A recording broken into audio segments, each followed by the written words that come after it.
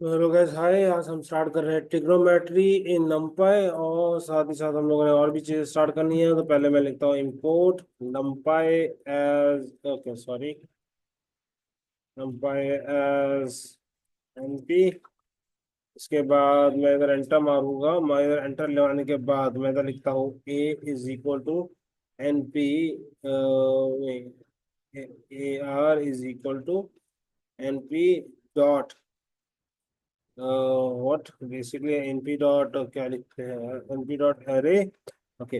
अब एरे आप लोगों को पता है क्या होता है। अब हम इधर लिखेंगे NP dot P I by two. हम लोगों को पता है इसका आंसर 90 होता है। पाई की वैल्यू 180 होती है, तो पाई बाई टू होगा 90। NP dot pi by four, चलिए इसका आंसर होगा 45। हमें पता है 180 डिवाइड बाई 4 इज 45। चलिए अगला वाला आप लोगों को बताना है, मुझे कमेंट में बता दीजिएगा। 5/6 और बंद। अब इधर मैंने गलती कर दी है।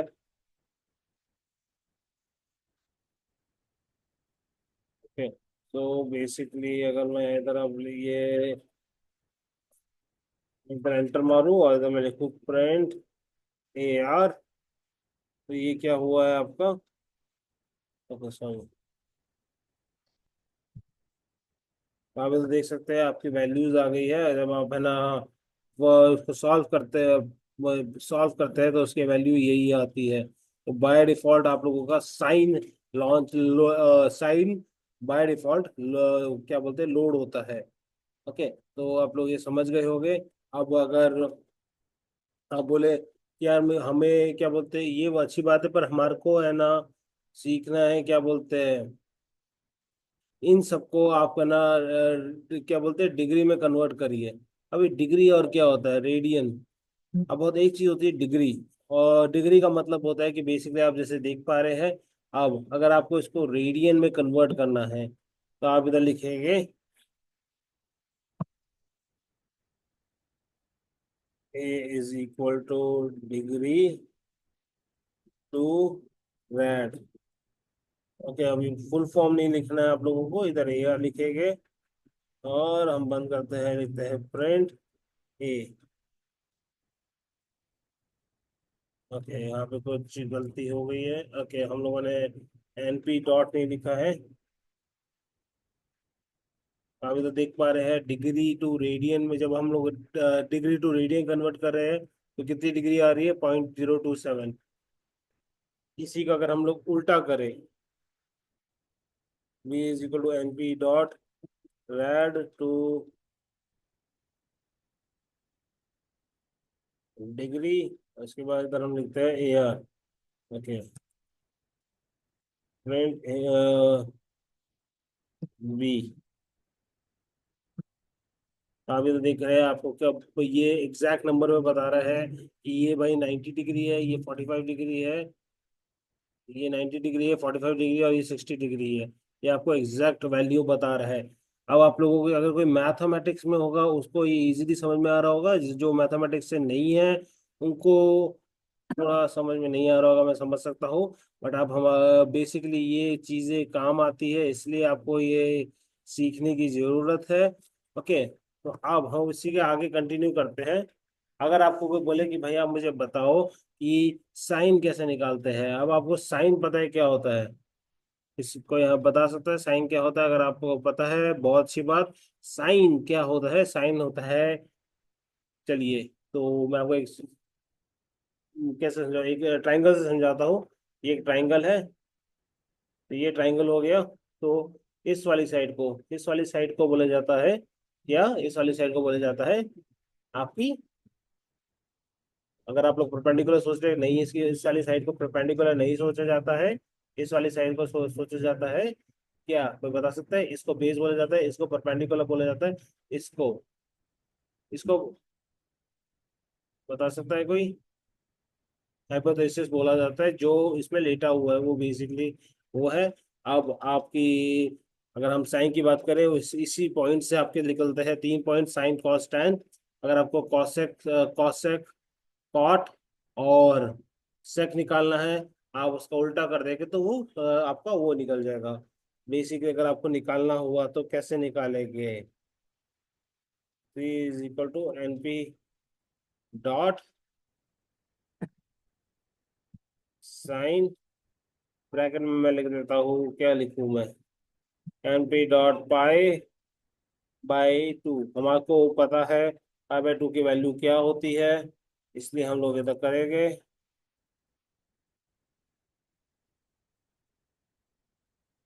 पाई/2 की वैल्यू आ रही है 1.0 जी हाँ। पाई बाई साइन 90 की वैल्यू पर जी 1 होती है, साइन 0 की वैल्यू 0 होती है, जबकि कॉस 0 की वैल्यू 1 होती है। कॉस 1 की वैल्यू 0 होती है।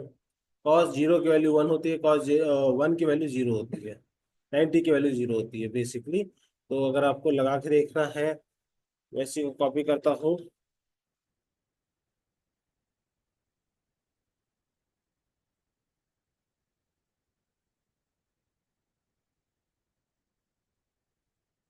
आप इधर देख पा रहे हैं आपकी,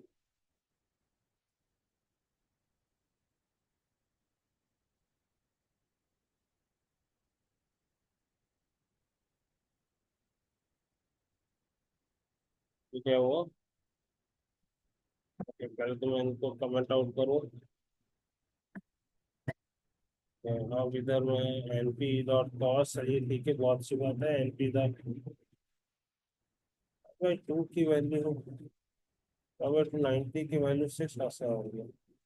ये गलत वैल्यू आ रही है, आप देख सकते हैं इसमें E-17 भी आ रहा है, इसका मतलब ये गलत वैल्यू है। तो कुछ गड़बड़ हुआ होगा, तो इसलिए हम 5/4 की वैल्यू चेक कर लेते हैं। इसकी वैल्यू बिल्कुल सही आ रही है, जिसका आंसर होता है 1/√2। तो 0.7 इसकी वैल्यू होती है। हाँ, 5/2 की वैल्यू गलत क्यों आ रही है, मैं आपको अगली वीडियो में जरूर बता दूंगा। ओके, अगर आपको अब यही सेम चीज आपको टैन में करनी है तो टैन करते हैं।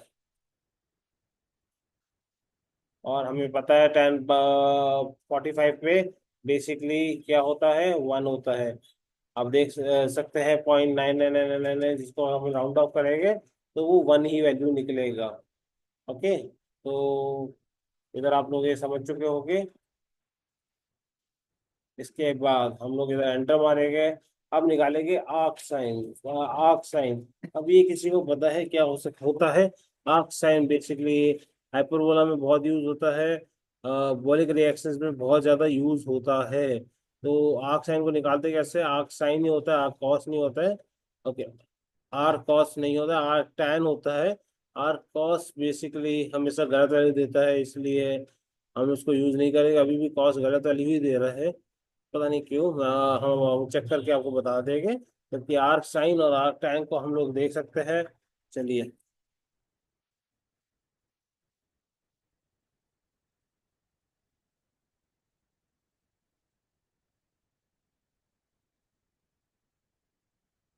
आर्क साइन 1.0, हम लोगों ने वो पता है इसके आंसर क्या आएगा? प्रिंट ए। इसका आंसर है 1.5707। बेसिकली ये हमारा आंसर है, जो बिल्कुल सही है। ओके, 5/7 हमारे याद होता है मैथ्स वाले बच्चों को। अगर हम टैन लगा के देखें तो टैन भी चल रहा है, 0.7 इसकी वैल्यू आ रही है। मैं तो लिख देता हूँ, आप लोगों को समझ में आ जाएगा। तो ये ही है इसके अंदर टिग्नोमेट्री, नमपाई के अंदर टिग्नोमेट्री। अब टिग्नोमेट्री, चलिए। अब आप बोलेंगे कि यार चलिए सर, टिग्नोमेट्री अच्छी बात है, बट ये हमारे काम का आती है जब आप मशीन लर्निंग में मॉडल्स को ट्रेन कर रहे हैं, तब आपके ये काम आती है। हम लोग लास्ट टॉपिक भी इसमें जरूर देखेंगे, जिसको बोला जाता है हाइपरबोलिक। हाइपरबोलिक में ज़्यादा कुछ है नहीं, इसलिए हम लोग इसी में देख लेते हैं। तो हाइपरबोलिक में बेसिकली हाइपरबोलिक का कोई मतलब बता सकता है?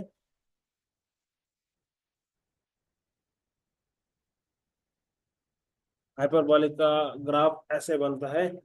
बेसिकली आप देख रहे थे, आप जो मैथ्स से होगा उनको समझ में आ जाएगा जल्दी से। हाइपरबोलिक का ग्राफ ऐसे बनता है, बेसिकली कर्व ग्राफ बनता है, जो नापने के लिए काम आता है। कि आप समझिए, चलिए बॉल, आप हम समझते हैं बॉल, आपको बॉल पता होगी। तो अगर आप लोगों ने कभी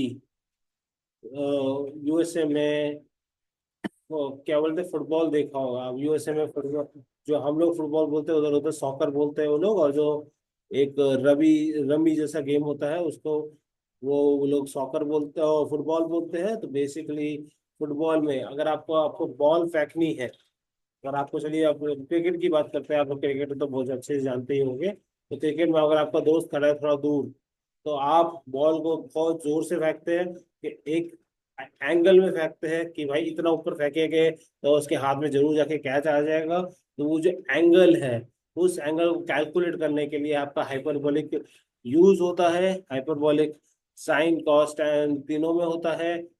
कॉस एक सेक कॉट में भी होता है, जो मैथ के हैं उनके लिए बता दूं, ये उसमें होता है। बट थोड़ा सा दिमाग लगाना पड़ता है कि 1/, वो करके करना पड़ता है। बट हमारा आंसर आ जाता है। ओके, तो थोड़ा सा हमें दिमाग लगाना है, पर हाँ, बाकी सारा काम हो जाएगा। चलिए पहले हम लोग लिखते हैं।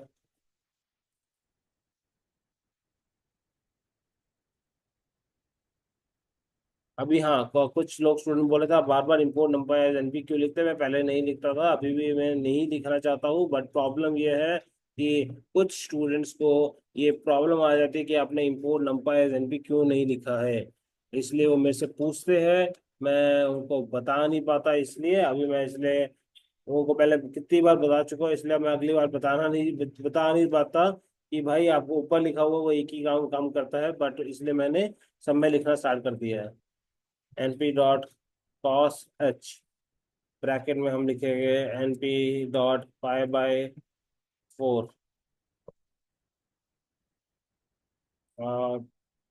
प्रिंट ए। इसके आगे cos h की वैल्यू आ चुकी है। इसी cos को अगर आप है ना साइन कर दें तो साइन की भी वैल्यू आ जाएगी। इसी साइन को आप अगर tan कर दें तो इसकी भी वैल्यू आ जाएगी। तो आप लोग ये समझ गए होंगे। मैं चलिए cos ही लिख देता हूँ अभी। ओके, अब अगर आपको इसकी एरे बनानी है तो एरे कैसे बनाई जाती है। अब आप लोगों को आएगा भाई इसकी एरे कैसे बनाएगी, हाइपरबॉलिक अलग है बिल्कुल। तो ये आपको ये बता दूं, हाइपरबॉलिक जरूर अलग है, बट इसमें हमको एक फंक्शन लगाना पड़ता है। तो कैसे लगाते हैं आपको दिखा देते हैं। हाँ, इसके बाद आपका नंपाई खत्म हो जाएगा, आपके लिए पाइथन पांडास की भी लाइब्रेरी जल्दी से स्टार्ट होने से हो जाएगी। आप उसको देख के मशीन लर्निंग सीखने के और क्लोज आ जाएंगे, जिसमें हम आपको मशीन लर्निंग में, हाँ जी, आपको थ्योरी भी होती है बहुत और प्रैक्टिकल भी होता है। अगर आप ये सीख जाए उसके बाद आप लोग है ना, अगर कोई कर रहा हो अपनी मास्टर्स या बैचलर्स, वो इसको देख के आराम से सीख सकता है। Basically I have 6 years of experience dealing with these machine learning, cyber security and DevOps।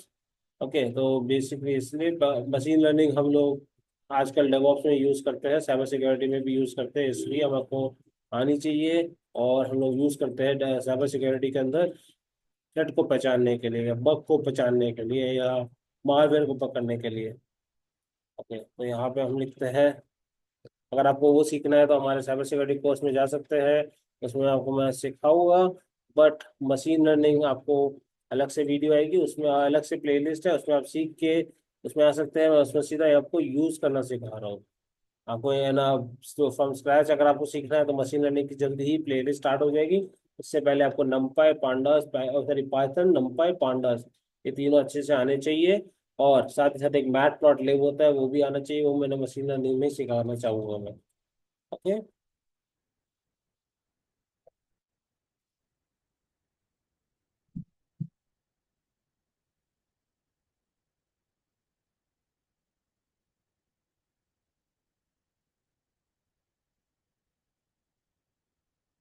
अब इधर लिखेंगे A is equal to N B dot cos H A R friend ए।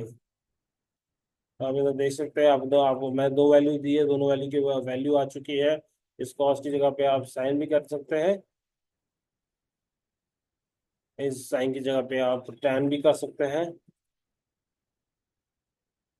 आपको वैल्यू आ जाएगी। तो अभी ये वैल्यूज आपको इररिलेवेंट लग रही होगी, बट जब आप मशीन लर्निंग करना स्टार्ट करेंगे तब आपको हर वैल्यू बहुत रिलेटिव रिलेटिव लगेगी। और हमारे अभी तो इससे, इसलिए so guys that was the end of this video. Please subscribe our channel for learning machine learning and to be updated in the whole era. Okay, and if you like the video, please like our video. Thank you.